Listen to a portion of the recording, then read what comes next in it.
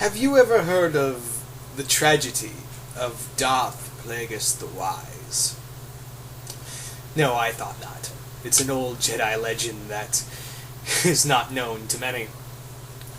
Darth Plagueis was a Dark Lord of the Sith, so powerful and so wise, he could even influence the midichlorians in one's body to create life.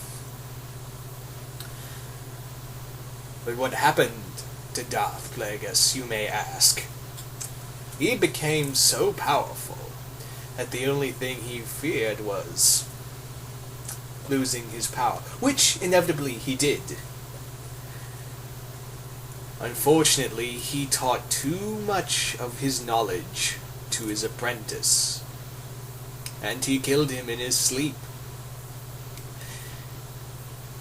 Such irony. He could save others from dying, but not himself. Welcome once again to Legends of Evil, and today I'm going to be focusing on the man who created Darth Sidious, Darth Plagueis. Now, you may be wondering, why am I doing so many Star Wars-centric villain spotlights in Legends of Evil? Maybe because that's the movie that's coming out in a couple weeks. That may have something to do with it now, wouldn't it? So, yes. So I decided to talk about Darth Plagueis. Now, you may be asking yourself, you already did the novel on Darth Plagueis, but let's be honest. There's more to Plagueis than meets the eye. Now, Darth Plagueis is a Mun. He is a Mun. He is from the planet of Mulanist, and he was a apprentice to Darth Tenebis, who was a Bith. Biths are, for those who don't know, they were, if you've ever seen, if you ever look back at the Cantina Man and the big-headed aliens going, that's a Bith. So just think about that real quick. One of the aliens that did that song in the Cantina was a Dark Lord of the Sith.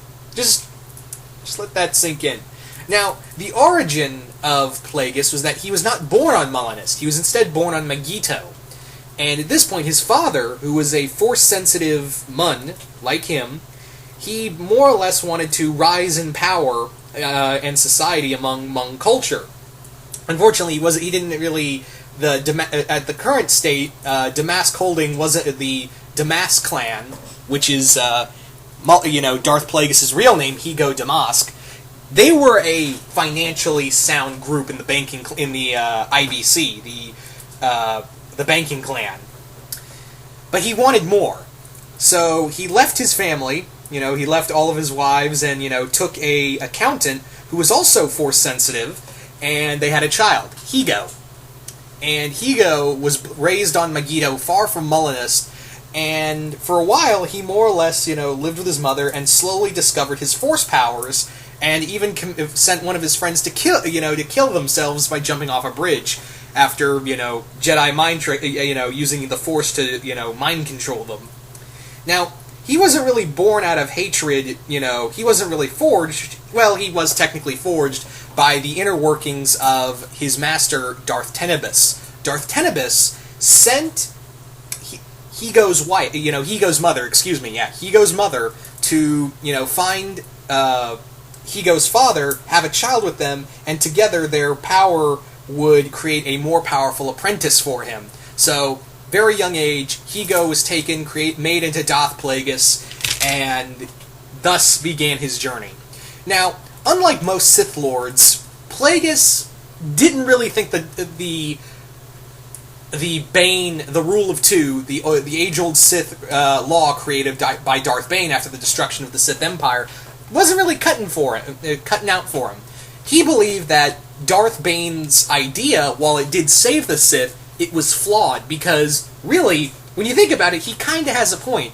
Because there's still that level of one thing that was led to the downfall of the Sith Empire. There's distrust between the master and apprentice, but that's kind of the thing, is that the apprentice wants what the master has, and thus, when the master is killed by the apprentice, he or she takes on an apprentice, and they move on from there unless the master finds another apprentice more worthy. Now, Plagueis decided that's an antiquated law because really what he really believed what the Sith needed was unity.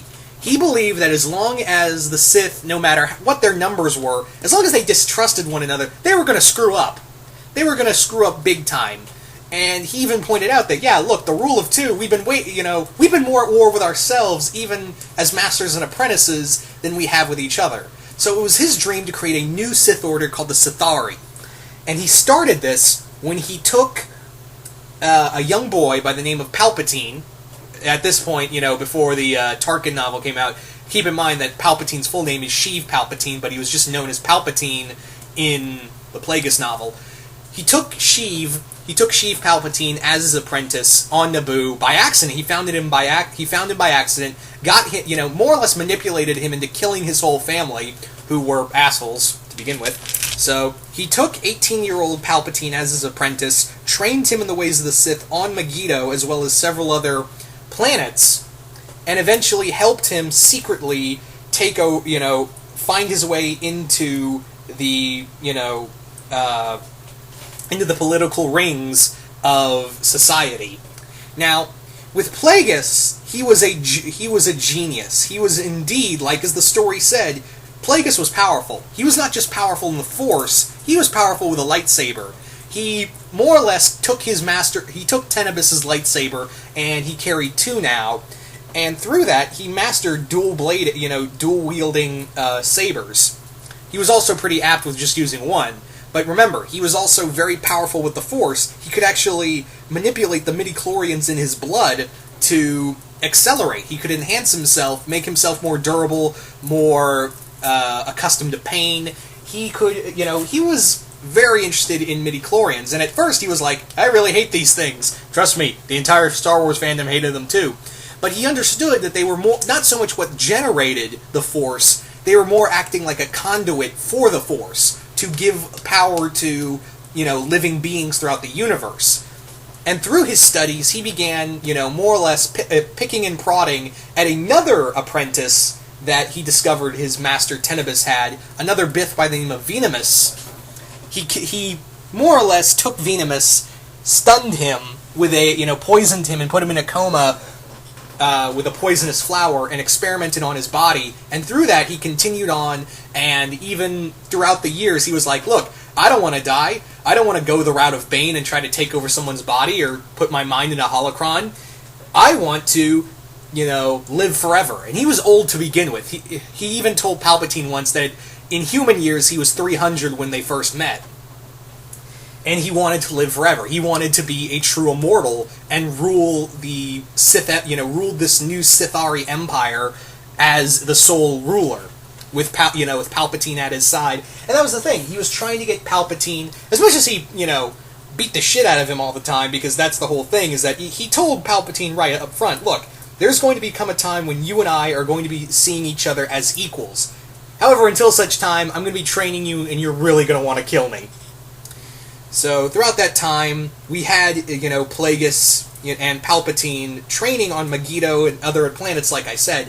But eventually, Plagueis kind of deviated from his... while Palpatine, continued on with political manipulation, Plagueis, on the other hand, was more or less kind of like, well, I'm kind of more interested in doing the whole eternal living thing. I'm going to go off and do my own thing.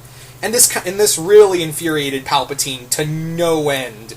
It infuriated him and really just got his blood boiling until, eventually Palpatine finally got chancellorship, and the original plan was that Higo Damask would also be serving alongside Palpatine as the and they would be two chancellors. Palpatine was kind of like, yeah, that ain't flying.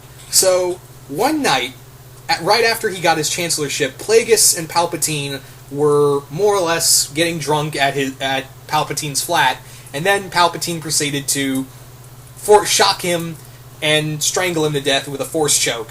So he didn't really die in his sleep, it was a little more violent than that. But yeah, Plagueis was caught completely unaware, and thus Palpatine rose to power, and we all know the story from there. Keep in mind that Plagueis was actually alive during the events of Phantom Menace. That's right, he was alive during Phantom Menace. he actually, during the Sithari, he allowed Palpatine to keep and train Maul. And after, in the Plagueis, you see, it's a little weird, different in the Plagueis novel, and this came first before what we found out in Son of Dathomir, that Palpatine was on Dathomir, and a Night Sister gave her this, baby Maul to her, to Palpatine, and she said, "Look, train him as you will. I know you're a Force user. Train him in the dark side, and make him a warrior, and keep him away from Mother Talzin." It's a little different in the Clone Wars continuity, I know, where it's Maul is Palpatine. Maul is Talzin's biological son. I'm getting tongue-tied here. But yeah, Maul is Talzin's biological son, and Palpatine stole her. It's a lot different. Yeah, I know, it's all a matter of what's canon and what's not. I know Son of Dathomir is in canon, but the Plagueis novel came first, and they are saying it's canon. So, yeah. Anyway, but Plagueis all around was a force to be reckoned with. He was a dangerous opponent. He was very well in tune with the Force, and as well as, like I said, he was an excellent saber duelist. All around, had it not been for his own hubris, as well as, giving a little too much free reign for Palpatine and not really holding him down, he could have actually made the Sithari work. But yet, his own pride got the better of him. And as Palpatine said, it's such irony. He could save other beings from dying, but not himself. So in the end, pride leads to fall, and that proves that with Plagueis. So, hope you all enjoyed this. You guys tell me, what do you guys think of Darth Plagueis on a whole? Do you guys like him? Do you guys hate him? Just comment below, let me know, and once again, hope you all enjoyed this, and I will see you guys later.